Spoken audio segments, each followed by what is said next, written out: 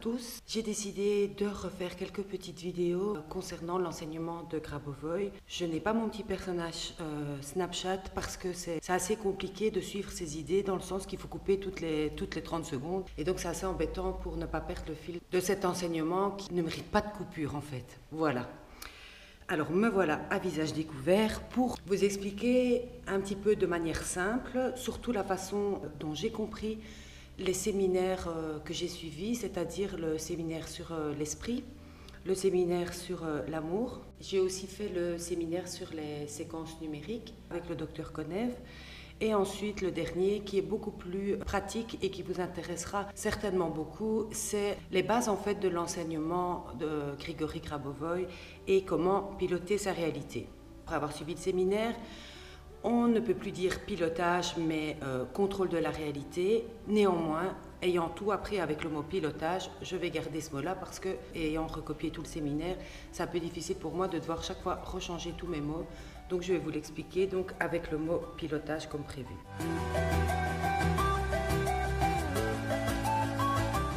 Alors autant je peux être complètement emballée par l'enseignement de Grigory Grabovoi, autant franchement ce qui gravite autour, ça a tendance parfois à me saouler. On a acheté plein de livres, on a entendu parler tout le temps de code numérique. Maintenant, code, c'est pas bon. Donc, en fait, on dirait que toutes les traductions en russe ne sont plus adéquates et il faut chaque fois changer. Donc, j'avais fait mes premières vidéos avec les codes numériques et donc j'ai dû m'habituer à dire des séquences numériques parce que le mot n'était pas vraiment approprié. Alors, pourquoi l'a-t-on laissé la première fois? Pourquoi a-t-on laissé écrire des bouquins là-dessus? Ça m'échappe un peu.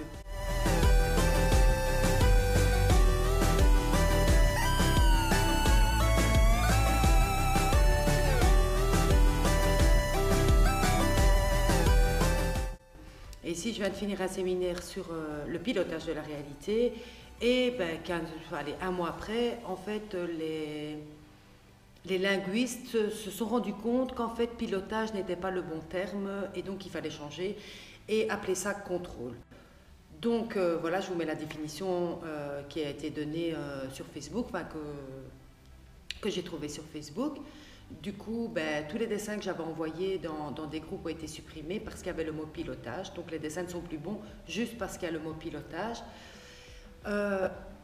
Pour moi, un pilotage, c'est un moyen, donc comme on pilote un avion, c'est un moyen d'aller d'un endroit à un autre. Okay? Et le contrôle, on a tous des instruments de contrôle dans l'avion pour pouvoir réussir son pilotage. En fait, pour moi, c'est ça que ça veut dire. Donc je ne comprends pas trop pourquoi on a supprimé le mot pilotage du vocabulaire français, je dis bien français, de l'enseignement de Grabovoi. Ça, c'est mon petit coup de gueule parce que ça...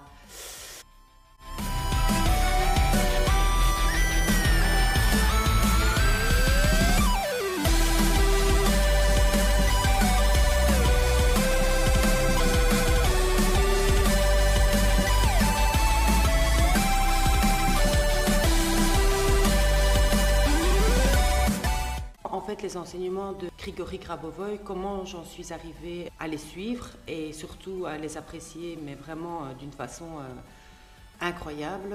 J'ai eu un parcours, je l'ai déjà dit dans mes autres vidéos, donc je ne vais pas me répéter, mais j'ai toujours voulu trouver parmi tous les enseignements, l'enseignement qui allierait le bien-être personnel au bien-être collectif. Mais j'ai trouvé là vraiment, dans l'enseignement de Grigory Grabovoi, ce plus qui explique ce que l'on est, tout en donnant des outils pour être ce que l'on devrait être. Et ce que l'on devrait être, c'est des humains heureux et en bonne santé. Et donc, par cette petite vidéo, je vais essayer de vous expliquer de façon simple les enseignements que j'ai reçus concernant les pilotages de la réalité, afin que vous puissiez le mettre en pratique, vous. Et ensuite, dans la barre des commentaires, n'hésitez pas à partager en fait vos expériences.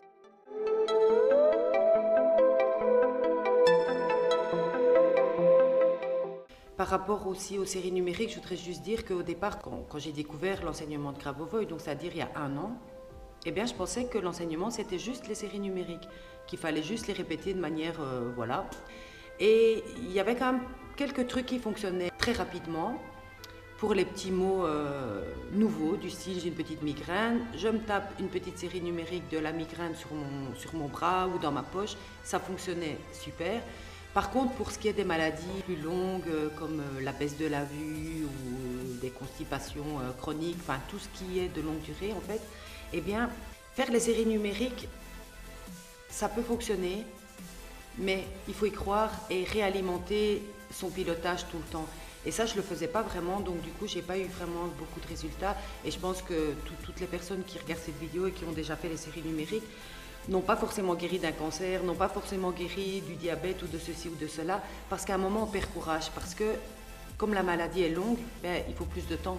Et donc, il faut conserver sa foi tout le temps. Mais ça, je vais bien l'expliquer, je scinderai ma vidéo en différentes parties, et il y en aura une sur les séries numériques. Mais donc les séries numériques, c'est vraiment une infime partie de l'enseignement de Grabovoi qui a, je crois, il y a un an, il avait à son actif plus ou moins 600 thèmes de séminaires, dont les séries numériques ne sont qu'un séminaire. Donc vous voyez l'étendue de sa science, parce que c'est même pas un enseignement spirituel ou quoi que ce soit, il est même vachement plus informé que ça, on va dire. Voilà. Pour commencer, voici un petit dessin que j'ai réalisé qui résume en fait quelque part pour moi l'enseignement de Grigory Grabovoi. Alors vous voyez la Terre et des humains heureux et une petite clé USB comme pour une piqûre de rappel en fait de qui on est vraiment. Comme un moyen de ramener à la mémoire des gens leur potentiel divin et leur potentiel originel. Il y a plein d'autres maîtres ou d'autres personnes formidables sur la Terre qui ont déjà essayé de remettre à la conscience des humains ce potentiel créateur et incroyable que nous avons, nous, humains. L'enseignement de Grigory Grabovoi sur le salut et le développement harmonieux, c'est une monoscience dont le seul auteur est Grigory Grabovoi. Les connaissances présentées dans ces ouvrages ont un caractère appliqué qui vise l'aboutissement d'une vie éternelle pour chacun. Vie éternelle, ça peut paraître un peu utopiste étant donné qu'on a beaucoup de barrières par rapport à nos croyances qui nous prouvent que la vie éternelle n'est pas possible. Et Grigory Grabovoi, il dit tout le contraire. Et moi personnellement, si je pouvais être éternelle dans mon corps, et dans ma vie de maintenant, c'est-à-dire ne pas chaque fois devoir me réincarner pour devoir tout réapprendre, ben franchement, moi je suis partisane de cette idée-là. Et en plus, ce n'est pas qu'une idée, puisque lui, il sait le prouver, il a plein de cas, même de résurrection. Bon, ça, ce sera pour plus tard, parce que ça peut paraître fou, et directement, certaines personnes vont me dire ouais, c'est n'importe quoi. Eh ben, c'est pas du tout n'importe quoi, mais je comprends qu'on puisse le penser. C'est déjà bien.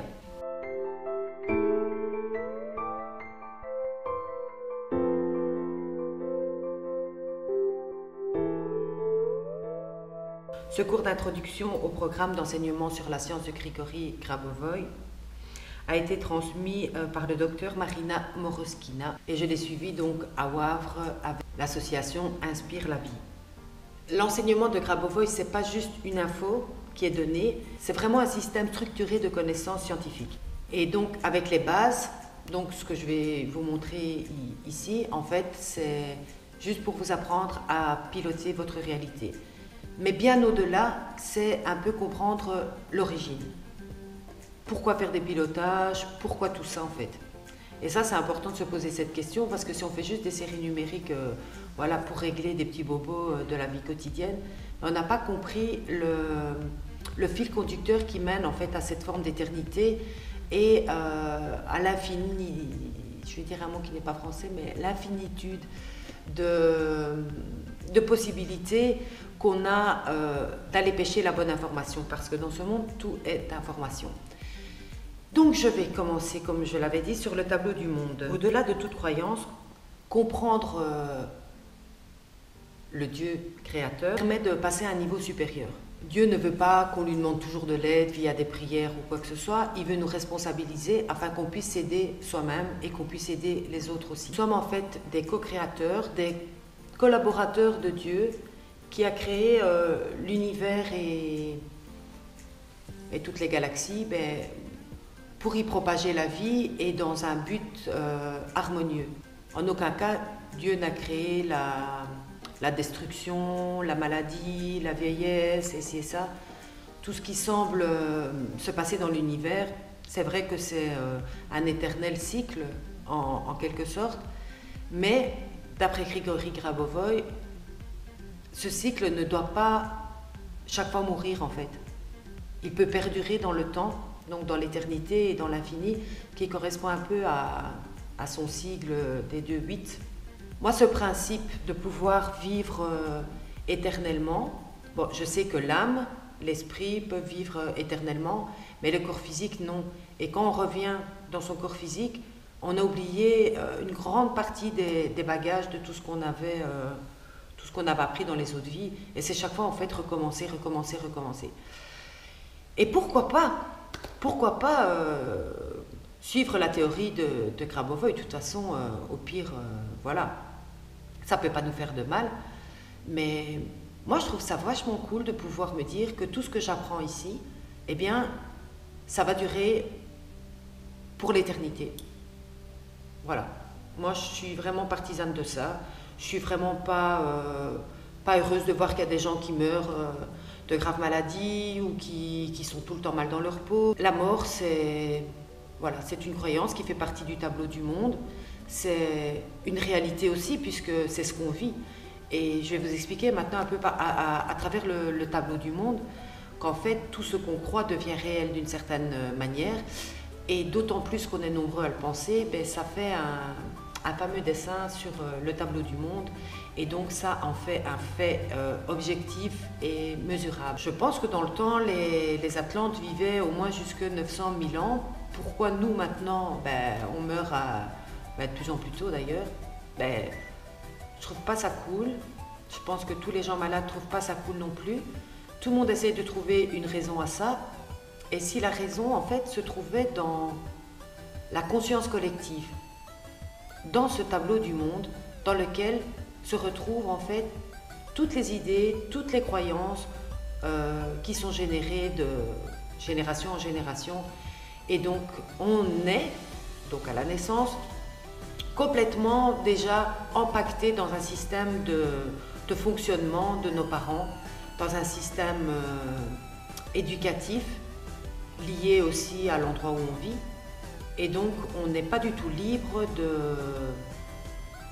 d'être au courant, en fait, de notre origine harmonieuse.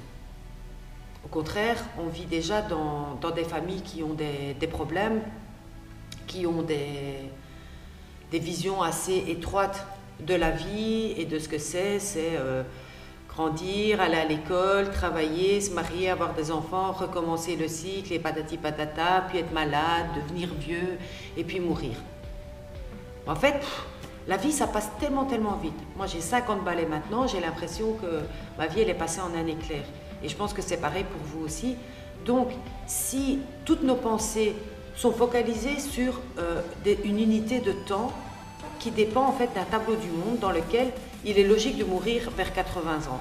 Eh bien, automatiquement, à 50 ans, on se dit, purée, je suis déjà vieux, quoi. Et si je suis vieux, ça veut dire que mon mode de fonctionnement, mes projets, mes souhaits donc pour l'avenir, mon énergie va être conditionnée par cette croyance qu'à 50 ans, on est vieux.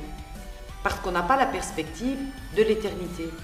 Si j'ai la perspective de l'éternité, à 50 ans, en fait, je suis super jeune, je suis encore un bébé, quoi, quelque part. Et moi, franchement, ça me convient très bien.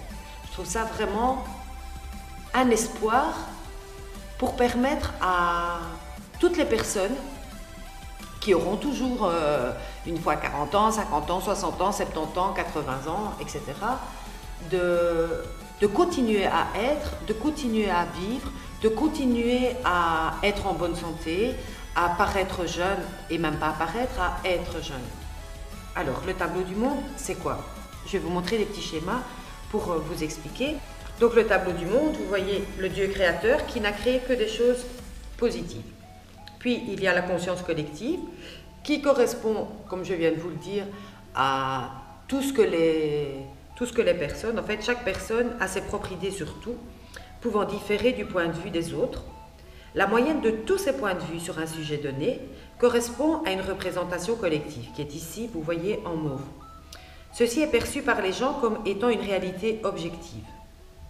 Et donc, pour amener les personnes à avoir une possibilité de vie harmonieuse dans un futur illimité, il est important de devoir changer cette conscience collective afin qu'elle aille dans la direction du développement harmonieux et éternel. Les vraies infos positives et harmonieuses émanent de la source du Créateur. L'inconscient collectif contient des croyances vraies et erronées qui nous influencent. Afin de changer la croyance collective sur la vieillesse et la mort, il faut changer la conscience collective sur le statut de notre corps physique qui représente le phénomène le plus précieux aux yeux du Créateur. Et pour cela, donc, il va falloir opérer un remplacement de l'information contenue dans la conscience collective. La tâche qui revient à l'homme est de se libérer de l'emprise de la présente conscience collective. Il est nécessaire pour cela de surmonter la vitesse de dégradation biologique qui a été programmée dans son esprit. Alors, toute conception de la vie a des implications sur le plan génétique. Ces effets sont puissants et tenaces au sein de cette conscience collective. L'individu doit donc expansionner sa conscience afin de s'extirper de cette conscience collective. Ça paraît compliqué tout ça, mais vous allez voir avec tous les exercices, ça va se simplifier dans votre esprit. Pour ce faire, il faut se détacher, s'alléger afin d'acquérir un niveau vibratoire plus élevé. En vivant dans la conscience collective, l'homme n'est qu'un élément parmi d'autres. Et là, c'est ce que vous voyez ici en vert, on est interconnecté avec tous les éléments du monde. Donc, pour ce faire, il doit reformater, donc l'idée de la clé USB que j'avais mis dans ma première image, il doit reformater sa conscience à son état de structure éternelle. Et notre conscience, sachez-le, est un outil ultra puissant. Par le simple fait de se concentrer sur un objet quelconque, il est possible de changer des informations à l'échelle mondiale. Avez-vous déjà entendu parler de la théorie du centième singe? Si pas, je vous conseille d'aller voir et vous comprendrez qu'en fait, il suffit pas forcément que tout le monde change, mais si une partie des humains change, eh bien le tableau du monde qui est donc le contenu de toutes les pensées humaines, eh bien va changer aussi et va permettre aux personnes qui sont réfractaires au changement d'avoir accès à ces informations. Et je pense que dans son fort intérieur, il n'y a pas un seul humain qui a envie d'être malheureux, ou qui a envie d'être malade, ou qui a envie de vieillir, ou qui fait du mal juste pour le plaisir de faire du mal, bien qu'on pourrait le dire, mais je pense que dans l'âme et dans l'esprit de chaque être humain, il y a la source divine et donc il y a le bien. La transformation passe donc par le tableau du monde. Jésus guérissait à travers sa foi en Dieu. Il possédait toutes les connaissances pour permettre la guérison. Atteindre ces résultats n'est pas compliqué en soi. Quand nous pilotons, pas besoin de sculpter chaque cellule avec nos mains, non, il faut juste synchroniser l'info en créant sa forme pilotante. Le mécanisme divin, lui, il agit en permanence. Alors, chaque personne est importante pour le monde, donc il est vital d'aider les autres. C'est tous ensemble que nous soutenons le tableau idéal du monde, ou pas. Alors ici, dans le petit schéma, vous voyez, notre tableau du monde deviendra de plus en plus harmonieux au fil de l'augmentation de la conscience d'un plus grand nombre de personnes qui visent le même but que le Créateur a initialement prévu pour nous. Alors toutes les pratiques que l'on applique sont comme archivées dans un certain espace qui est accessible à d'autres. Vous verrez après par la suite que tout est information, je vais bien vous l'expliquer. La faute Grégory Grabovoy est donc dans un espace précis de manière dynamique. Chaque fois qu'on lit un de ses livres, on entre dans cet espace. Les connaissances ne sont pas dans les lettres des mots du livre, mais en substance dans cet espace informationnel. Il enrichit chaque jour ses connaissances et ajuste si nécessaire. Donc, à chaque relecture, nous aurons une nouvelle compréhension. Voilà, donc là, vous pouvez voir le petit schéma que j'ai fait.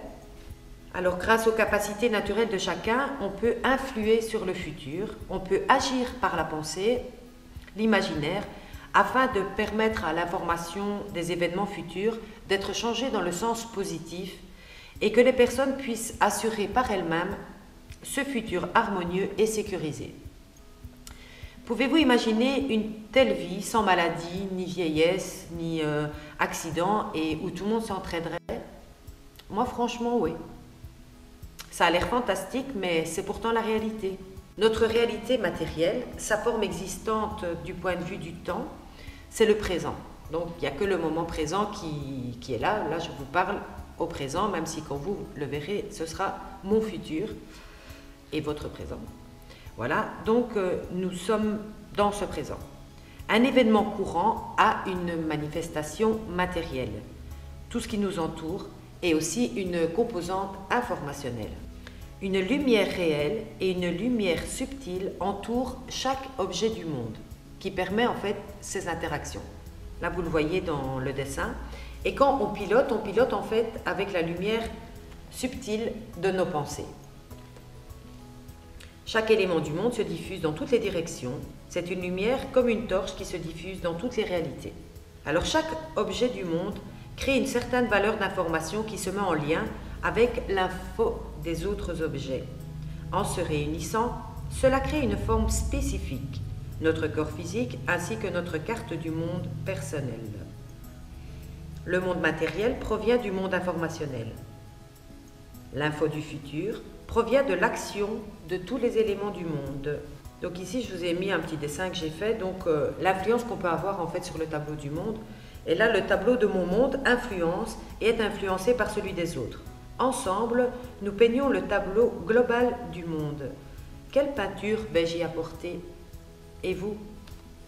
Alors ici, ça c'est un petit schéma que j'ai trouvé sur Clé de vie. Ça n'a rien à voir avec l'enseignement de Grabovoi, mais néanmoins, je trouve que ça a un lien parce que ils ont aussi trouvé voilà, un changement de paradigme de la société actuelle versus la société nouvelle qu'on pourrait créer avec beaucoup plus de coopération.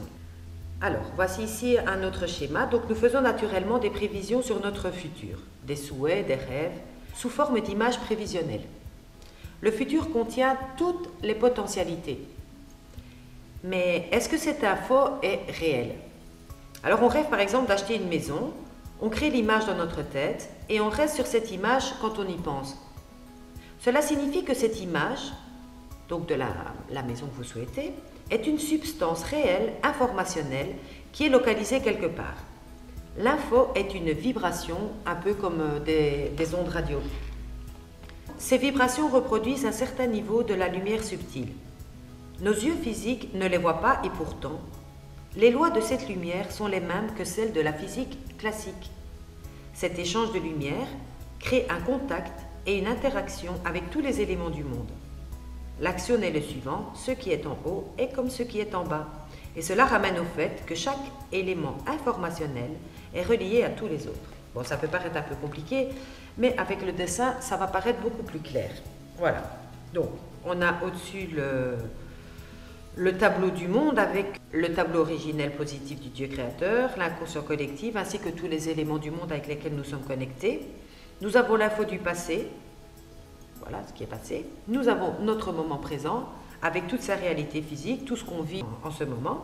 Et nous avons les éléments futurs sur lesquels nous avons la possibilité de piloter afin que ces événements soient à la mesure de nos espérances. Alors, l'image suivante. Si nous ajoutons des nouveaux paramètres au tableau du monde, ben voilà comment ça pourrait fonctionner d'après Grigory Grabovoi. Donc, on part de l'inconscient collectif en mauve, donc sur l'image que vous voyez ici à droite. Donc, les connaissances qui sont contenues dans la conscience collective.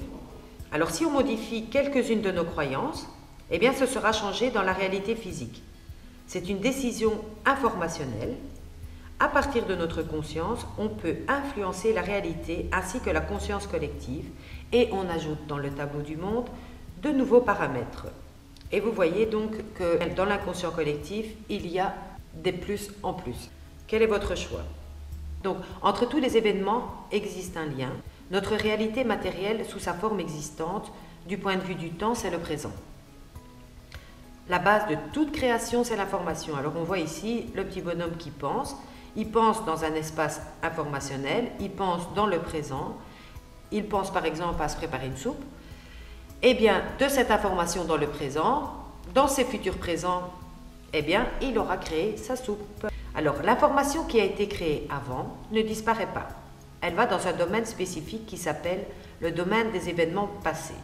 Et ce domaine contient toutes nos croyances, tout notre vécu personnel, toutes nos blessures, tout ce qu'on a vécu et qui fait que l'on peut être dans le moment présent un humain blessé.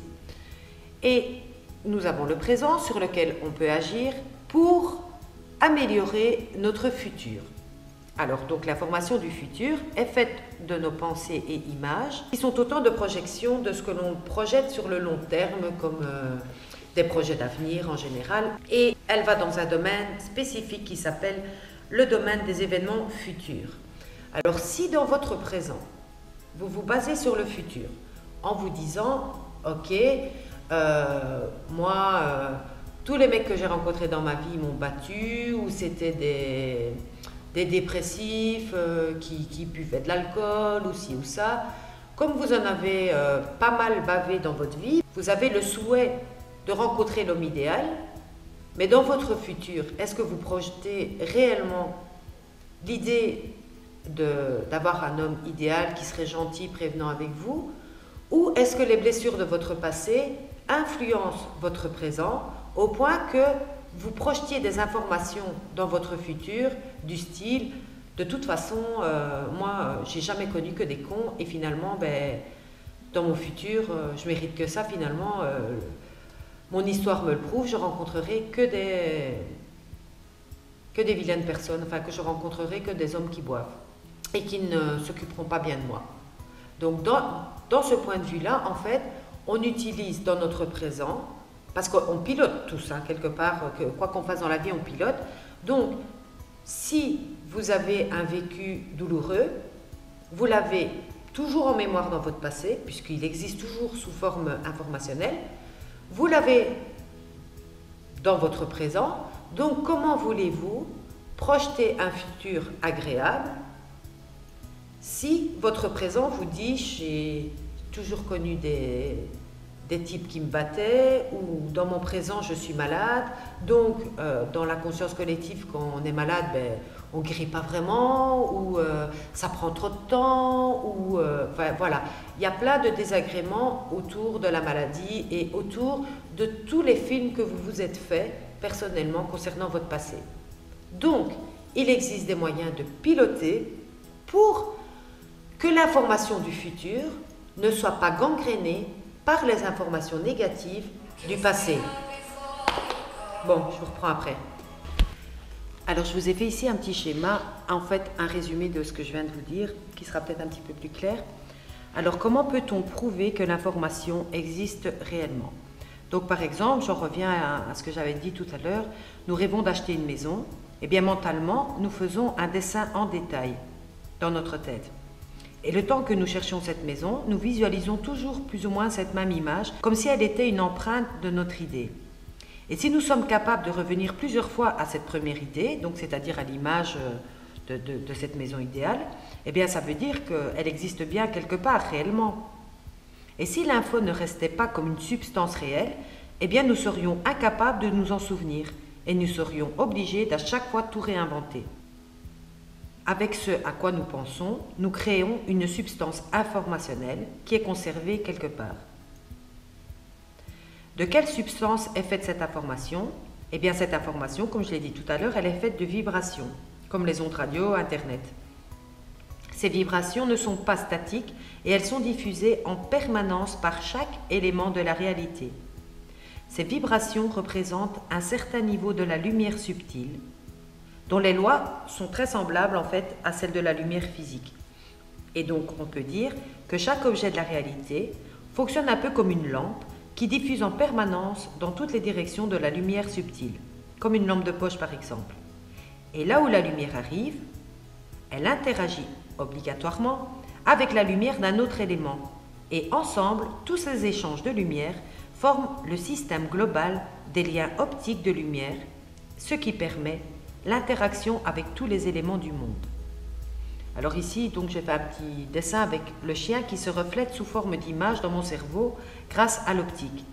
Et j'entre donc en relation avec ce chien, par exemple. J'interprète sa présence en relation avec les infos du passé et du futur. Par exemple, si j'ai déjà été mordu dans le passé par le chien, ben je le verrai forcément d'une façon pas très cool, quoi. Ainsi que par toutes les infos circulant autour de nous et qui sont émises par chaque autre élément. Ok? Alors, plus la connaissance de l'homme sur les processus de la réalité est grande, intégrée et stable, au plus son développement harmonieux est possible et au plus il va illuminer tous les objets de la réalité autour de lui. Alors pourquoi dit-on qu'il faut aimer son prochain et vivre dans la joie et être heureux? Parce que si l'humain se trouve dans des conditions idéales, la lumière de sa conscience atteint tous les éléments de la réalité en concentration maximale. Alors pourquoi dit-on qu'il faut aimer son prochain et vivre dans la joie et être heureux? Parce que si l'être humain se trouve dans des conditions idéales, la lumière qui émane de sa conscience atteint tous les éléments de la réalité en concentration maximale. Donc s'il est en dépression, sa conscience n'enverra pas la quantité de lumière voulue et qui est nécessaire au développement harmonieux de ces événements futurs. Plus il y a de lumière, plus les événements du futur seront harmonieux. Alors là, vous voyez le petit dessin, je l'ai fait, voilà. Là, c'est la lumière en fait qui se projette, donc là où il y a le petit soleil, qui se projette en fait sur tous les éléments de la réalité avec une forte concentration parce qu'on est heureux. Et puis le petit dessin d'à côté, ben, c'est les gens qui sont pas très heureux et qui vivent plein de galères dans leur vie, ben, ils n'envoient pas beaucoup de lumière, ni sur les autres, donc c'est-à-dire sur tous les objets qui l'entourent, et ni sur lui-même surtout.